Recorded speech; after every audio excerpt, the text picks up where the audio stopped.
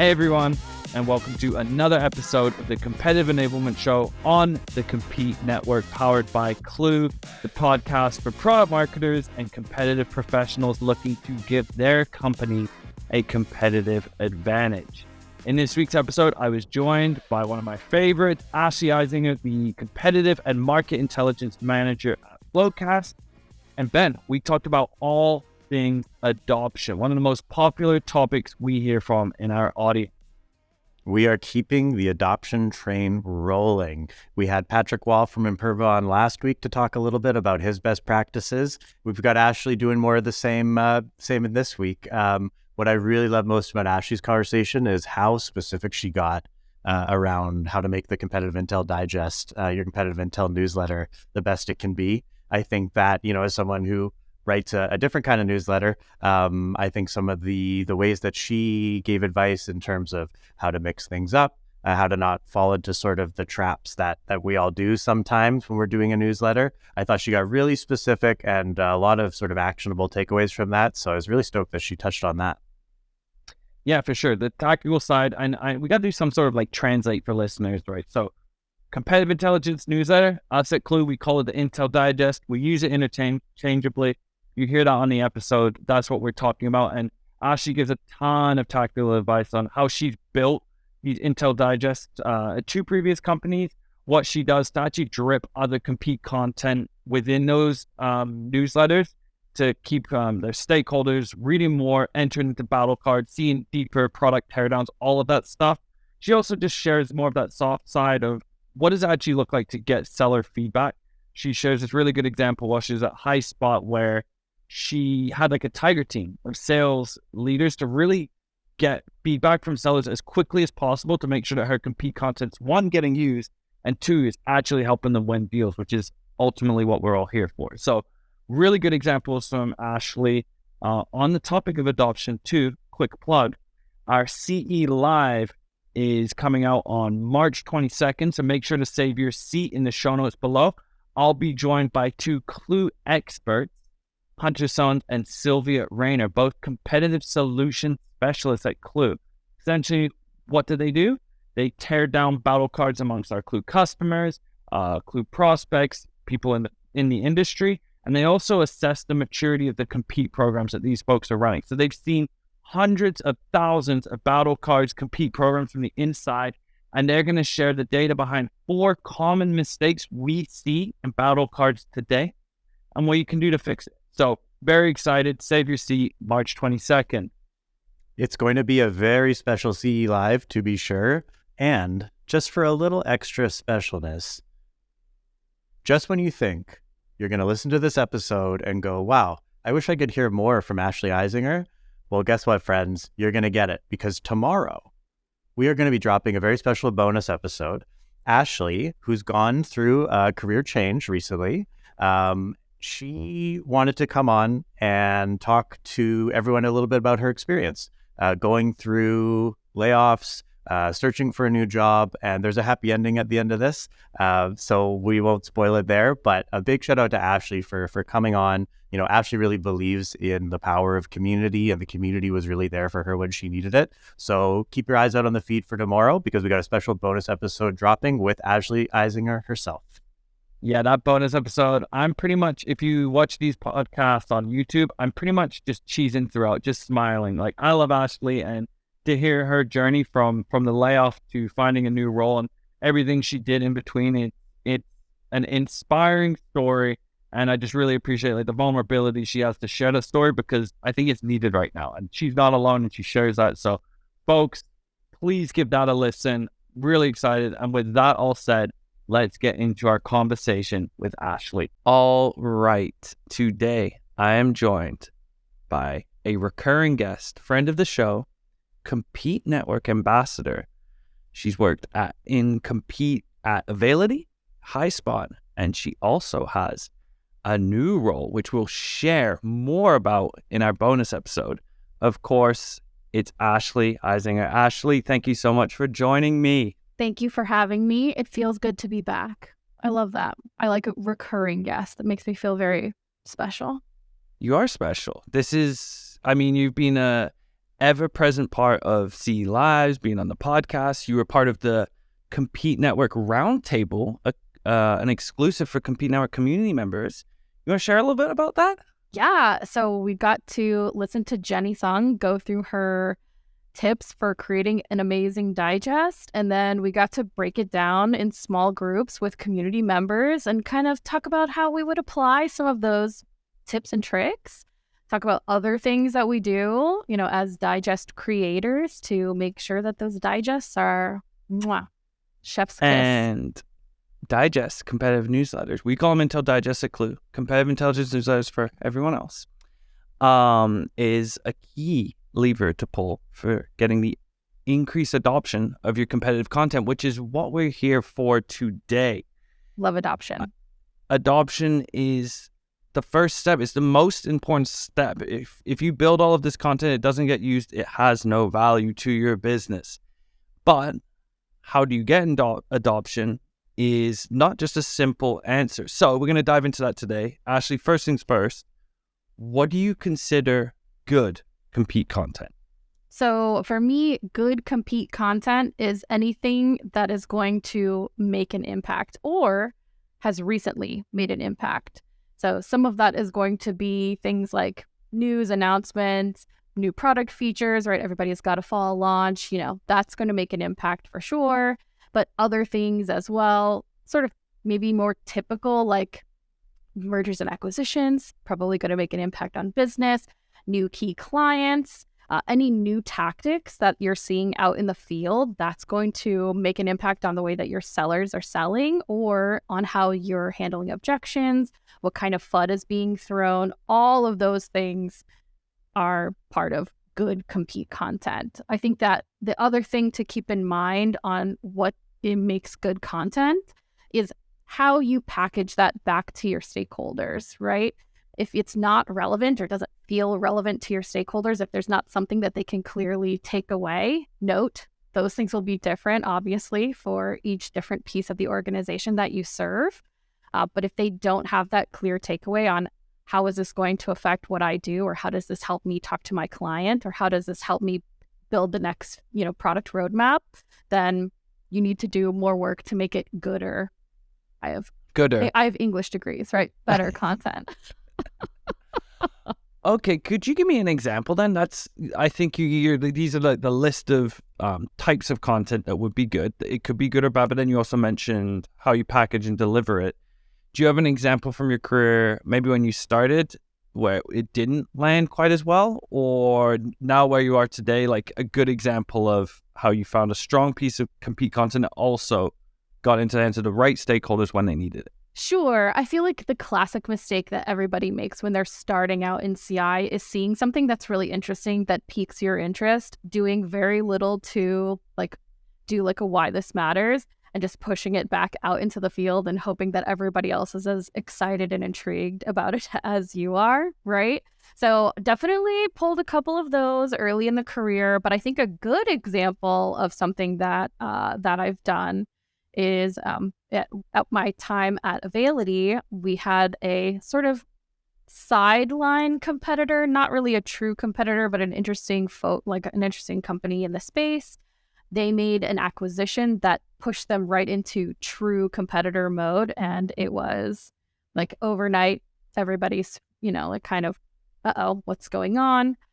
So instead of just sort of riding that wave, right? I got together with some of my product owners, some partner people, other folks that had worked either for that competitor or really closely with that competitor in a previous life. I got together and had I don't want to call it a war room because that sounds really scary, but had basically a mini panel where we were okay, let's talk about all the ways that this could impact our business. Created a presentation, had those folks on, and gave, I think, 2 or 3 little 30-minute breakdowns of, okay, this is what this means to groups, recorded it, and then put it out into our sales enablement space so that people could access it when they needed to. And that way it broke it down for, here's what this means for our product people, here's what this means for our sellers, here's what this means for, possibly any kind of partner relationships, things like that. And it really took something that was, M&A, right? Pretty straightforward, and made it very specific towards, here's how we're going to deal with this, or here's what we could do for these specific areas of impact. That's interesting. Like you mentioned, like M&A is a very big and broad thing, right? Sure. So what it means to different stakeholders, like how do you ladder that down to someone that's in a field? How do you ladder that down to your customer success team, your product team? Like it is something that really requires what you've said there, like a lot of translation and why it matters and making it relevant to the audience. What was the feedback? The feedback was great. Everybody loved the amount of time and the individual breakdown pieces of it. I think that it was something that we had previously done, like a larger sort of company memo where we would talk about, okay, here's like a bit of the impact, but also the fact that we did it in presentations so that folks could ask additional questions that maybe we didn't cover. All of that was really, really well received, and it gave us a great way to kind of handle those things in the future, just because we saw the way that people reacted to it. So really, really well, and something that definitely I'll take, I've taken forward with me. When you mentioned before, there's the types of content that is good compete content. Obviously there's work that goes into making it good and the packaging side of things. What if adoption is still low? What are some of the steps you take to course correct? No, this is a great question. So I have a couple of things that if I see, if I take the time and put out some content and see that the adoption is low, I have to ask myself a lot of questions first to make sure that I'm doing all of my job, right? The very first question I like to ask myself is, do people know that this exists, right? If you don't do it, straight up, you can create something amazing. And if nobody knows that it's out there, then you're not going to get any adoption. So really making sure that I've done my part in circulating that, sort of giving it a little bit of a splash, right? Putting it out into Slack, putting it out into, email channels, or if you have a dedicated CI space, put a banner up, tell everybody, hey, here's what's new, put a star on it, put a red circle. If I say, okay, yes, it's out there, do people know where to find it?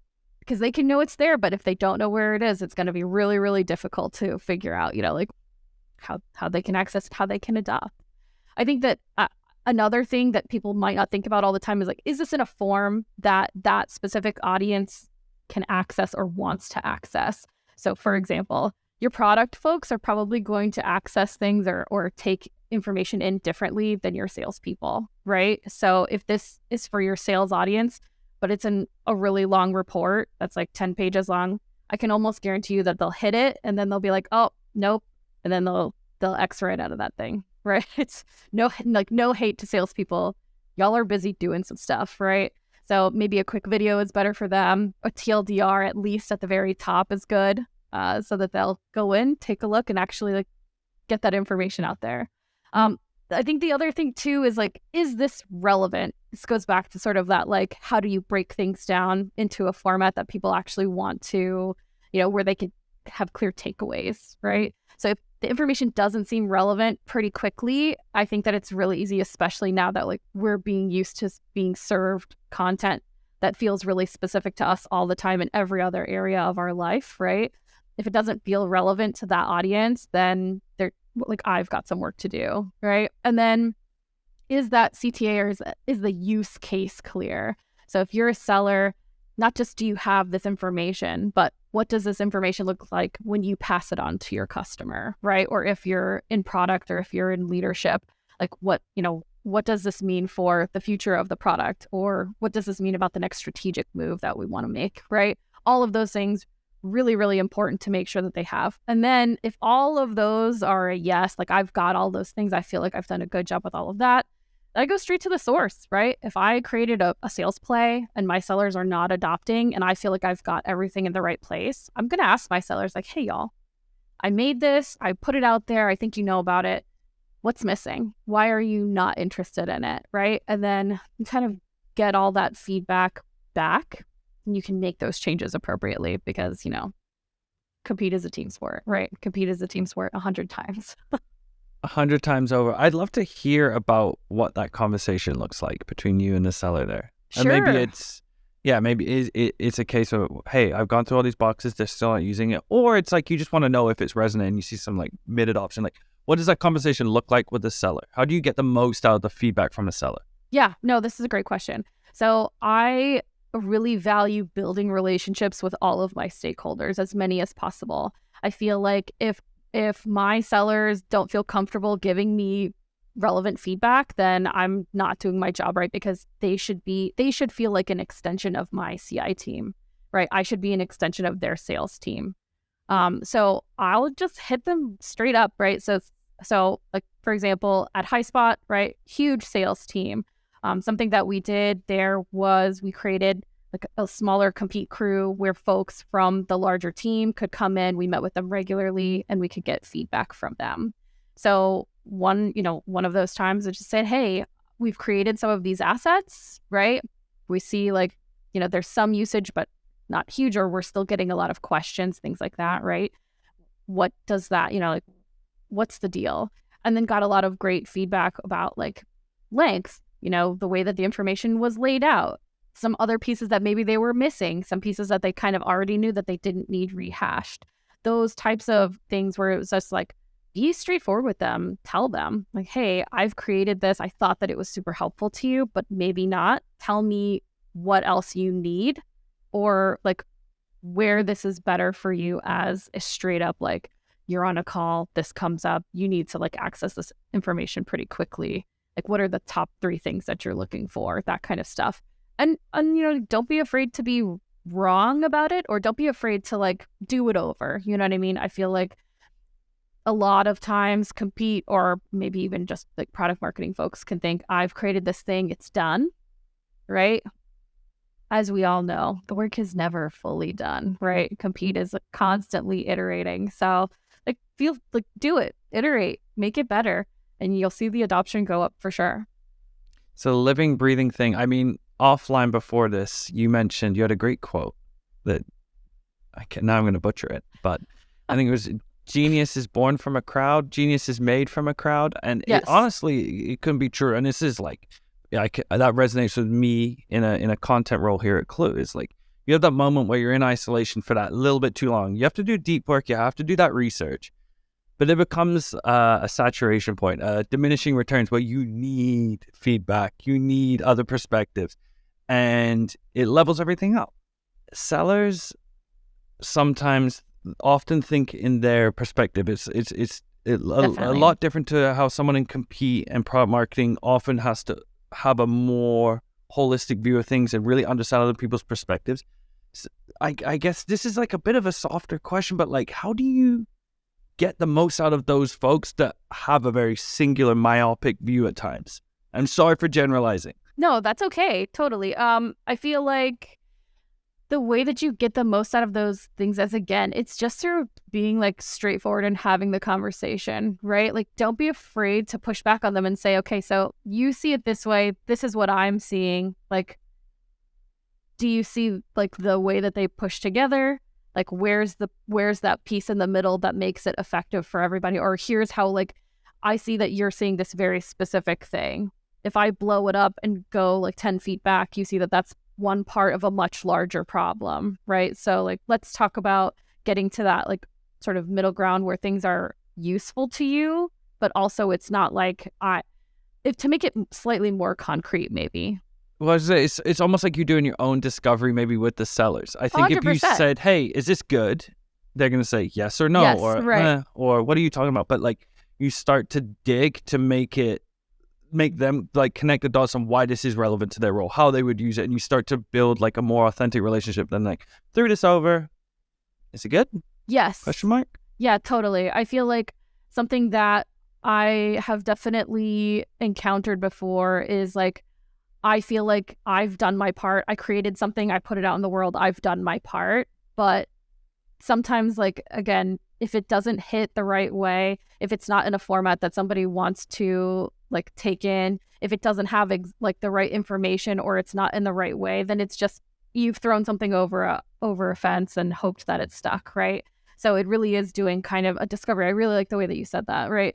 Doing sort of a discovery with your own sellers or your own stakeholders to figure out like what should this look like? And I think that really, again, it goes back to that sort of relationship. If your sellers or your stakeholders don't feel like they're a part of that larger group, right? They don't feel like you're providing something to them or they're part of the team that is being served by CI, then I think that it's really easy for them to kind of like, is this good? Yes. Right.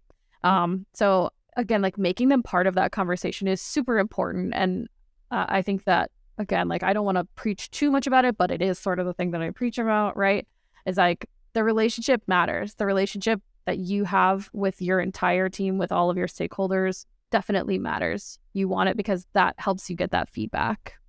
And we've heard this so many times, like building a strong relationship. I love this example that Peter Mertens gave the other day as well. Is that partnership or relationship? It shouldn't be just like, am I doing a good job? Right. There is this thing I've seen with so many computers. You need to build that confidence. You do have a value add to the table. It's not here's my opinion, listen to it, but you need to talk as equals and like understand that you're bringing a lot of value to the table. And he said, I posed a question to him and he just looked at me like, it'd be a disservice to me in my job if I had this information that would help this team do better in their role and I didn't follow through on that. Yep. And it's so simple, but it comes from that like self-confidence that what you're doing, the work you've done is going to be a value add. So I love that. I want to shift gears a little bit to something a bit more specific.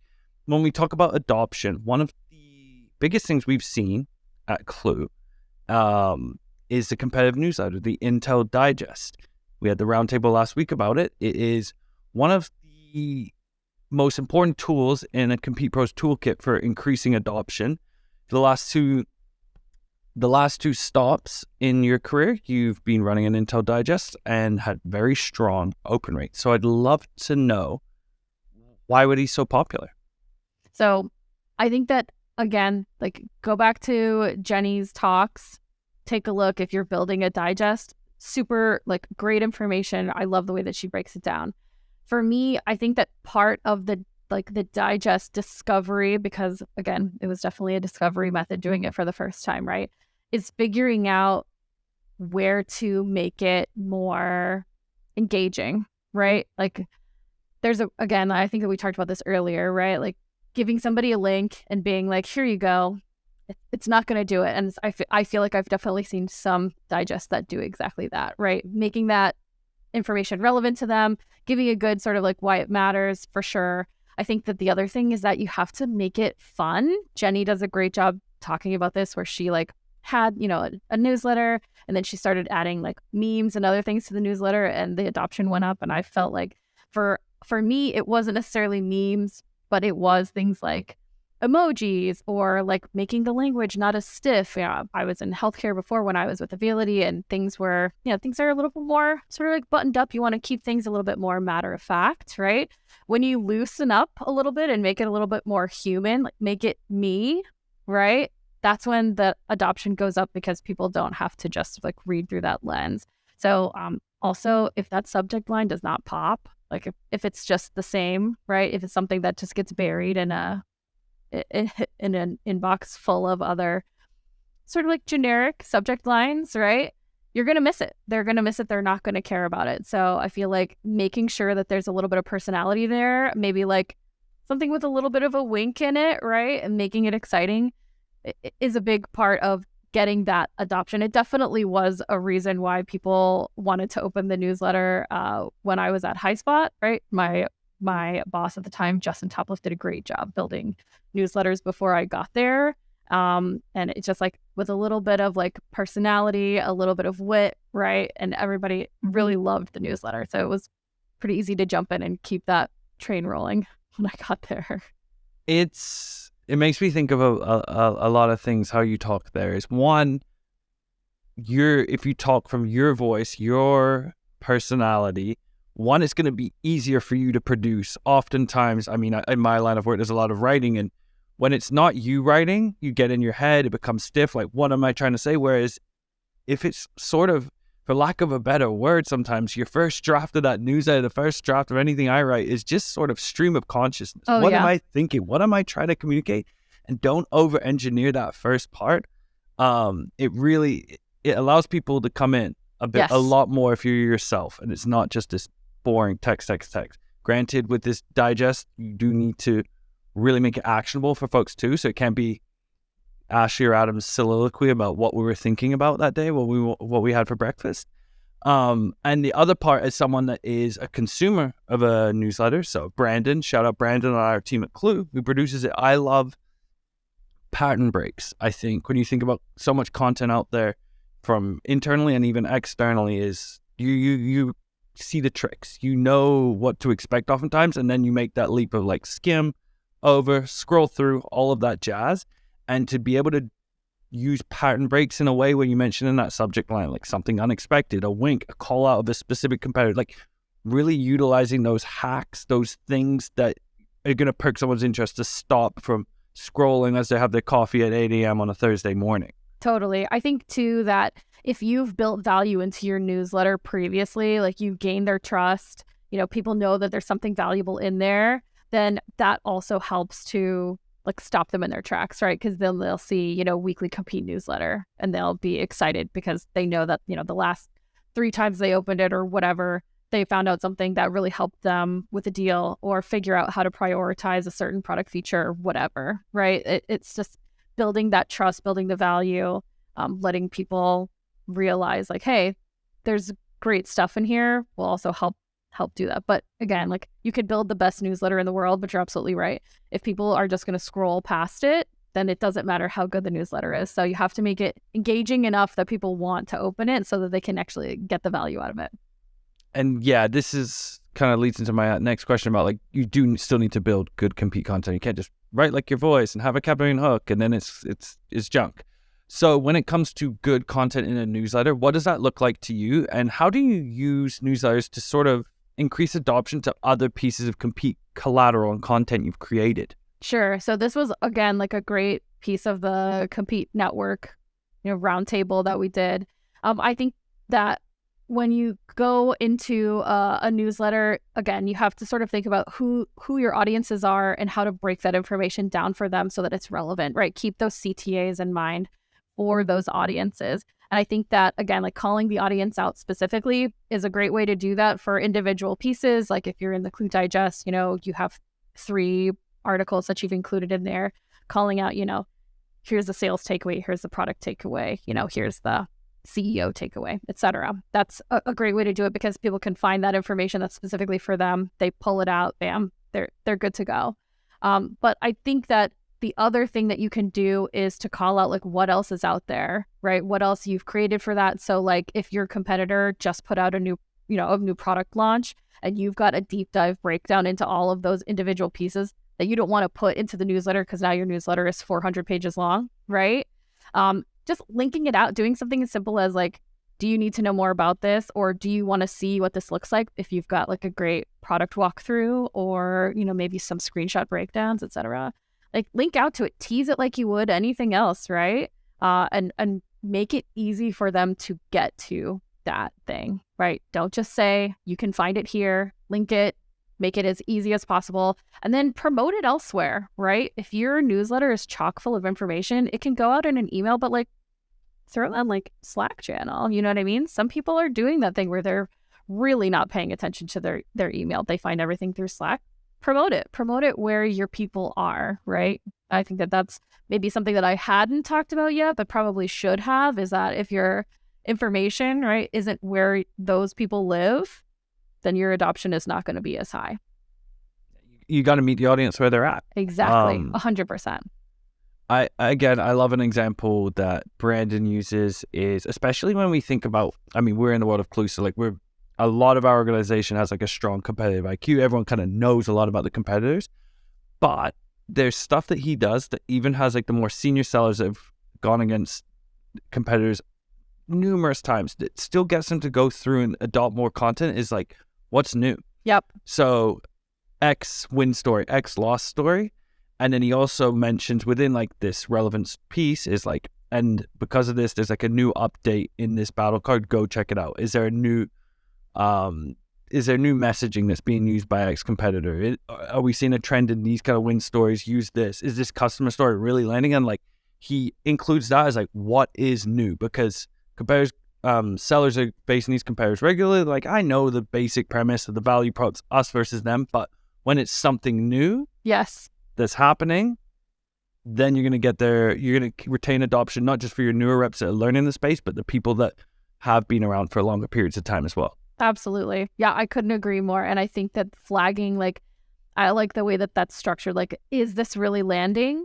Is this like a completely new thing? Right. I like that sort of like asking the question, because then you make them ask the question to themselves, right? Like, is this objection handling really land? I don't know. That's how I feel like, yeah, that's a great way to sort of tease them to that content. Love that. Shout out Brandon. Killing it. Shout out Brandon. Always shout out Brandon.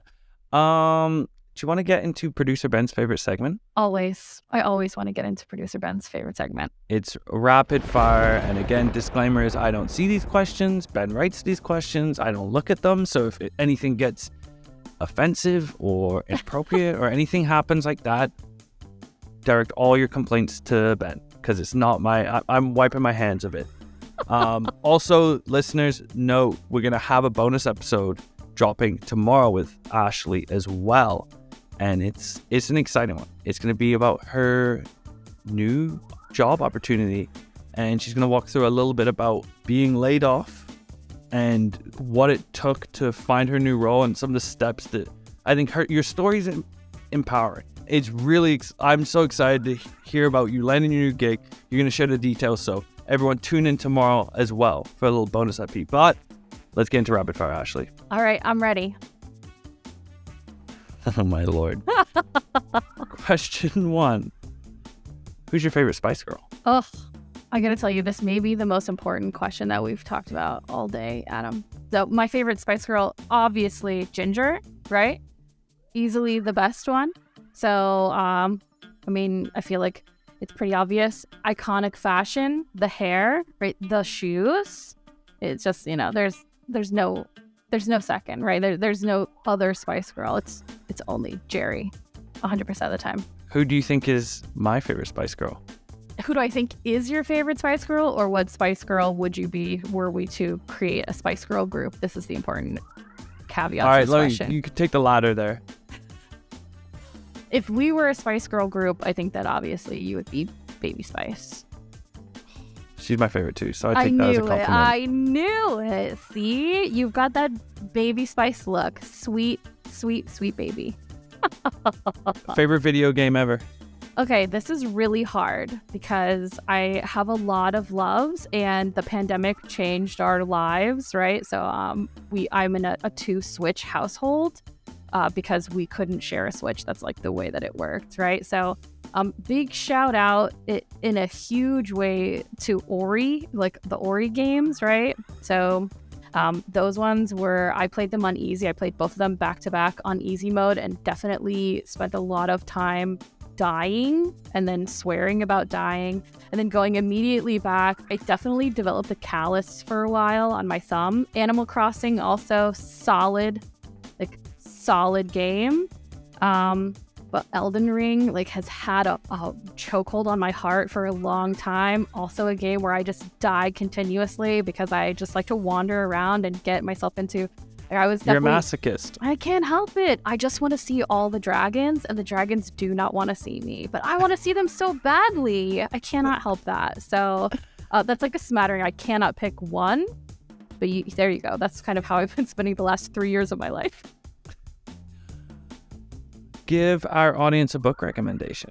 Personal, professional, whatever you like. Okay, so personal, I recently listened to Song of Achilles by Madeline Miller, and I cannot recommend the audiobook enough. It's so, it's beautiful. The story is beautiful. The guy who reads it does a great job. Just absolutely gorgeous. I think professional, this is a really good question that I should have a better answer to, but I just don't. So Redefining Strategy by Christopher Teige. Hey everybody, Ashleigh here. I maybe lovingly bullied producer Ben into letting me do this section. So here Adam has asked me a great question about any professional books that I have to recommend. And I tell him that I should be better at recommending this. And there's a reason why. Right here next to me on my desk, I have a ton of great business books that I've been reading, right? Never Split the Difference, The Jolt Effect, Eat Their Lunch. I've got some design road mapping here. But the book that I tell him about is called Rethinking Strategy by Steve Teige, I believe is how you say his name, right? It's the second time I'm going through this. I've got a highlighter in here. You can see that there's a lot of great stuff in here that I've got underlined. I've got notes, but I, in true Ashleigh fashion, both get half of the name of the book right.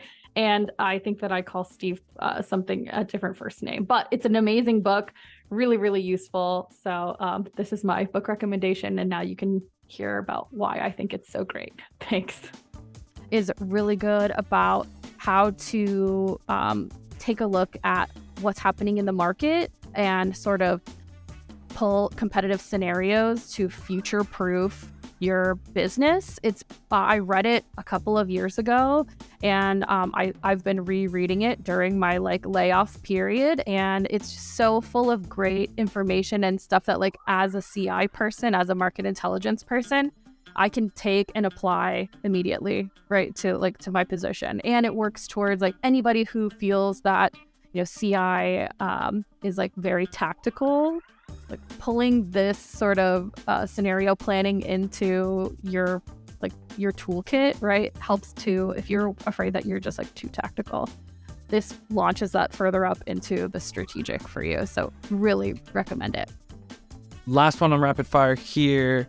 You are in Nashville. I am. So give us your elevator pitch for living in the South. Everything fried, right? If you're a summer person, which I don't know why you would be, but if you're a summer person, summer most of the time, right? Although humid, so take that into account. If you're more of a dry heat person, no hate. Also, I think I said this before, and I will say it again. Our patron saint, Dolly Parton, she's teaching every kid to read. She's got her own theme park. They're really, who can compare, honestly? Come on. She's an icon. And on that note, it's a wrap. Dolly Parton, she'd be good at CI. She'd be amazing at CI, because who would say no to her? Nobody. She could ask any question and they'd be like, yes, I'll tell you literally everything. She's just the best. Ashleigh, thank you so much again for joining us. And everyone, check out the bonus episode tomorrow. We get a little bit more in the warm and fuzzies here. And we'll catch everyone else next week.